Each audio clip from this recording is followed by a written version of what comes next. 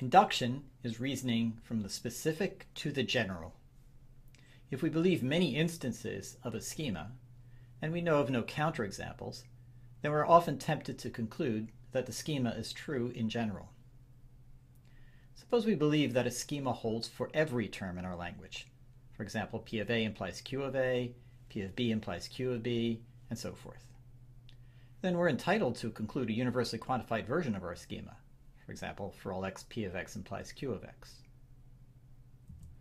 Incomplete induction is induction where this set of instances is not complete.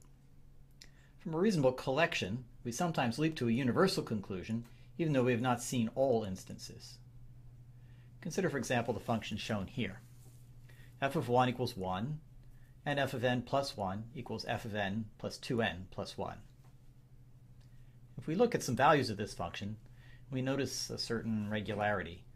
The value of f always seems to be the square of its input. From this sample, we're tempted to leap to the conclusion that f of n equals n squared. It's a lucky guess. In this case, that conclusion happens to be true, and we can prove it. Here's another example. This one is due to the mathematician Fermat.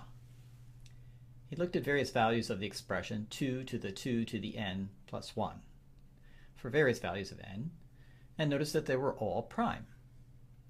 So he concluded, or at least conjectured, that the value of the expression was a prime number. Unfortunately, this was not a lucky guess. His conjecture was ultimately disproved, and in fact it was disproved of the very next number in the sequence. He just didn't have the computing capacity to realize it. For us, this is not so good. In logic, we're concerned with logical entailment. We want to derive only conclusions that are guaranteed to be true when the premises are true. Guesses like these can be useful in suggesting possible conclusions, but they're not themselves proofs. In order to be absolutely sure of universally quantified conclusions, we have to be sure that all instances are true. This is called complete induction. The techniques for complete induction vary with the structure of the language to which it's applied. We begin this lesson with a discussion of domain closure, a rule that applies when the Hebron base of a language is finite. We then move on to linear induction, that is the special case where the ground terms in a language form a linear sequence.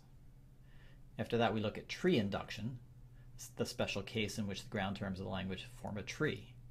And finally, we look at structural induction, which applies to all languages.